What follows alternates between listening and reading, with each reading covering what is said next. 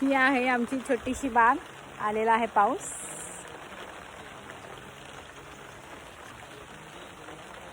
ही आहे चिबूड आणि तुम्ही बघू शकता इकडचं वातावरण किती प्लीजंट आहे ते.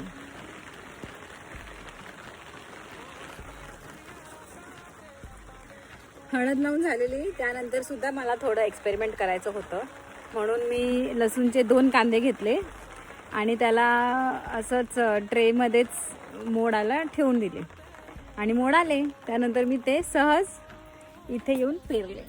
हे पहा, ही जी शेंडे दिसतात आहे हे आहेत लसणी.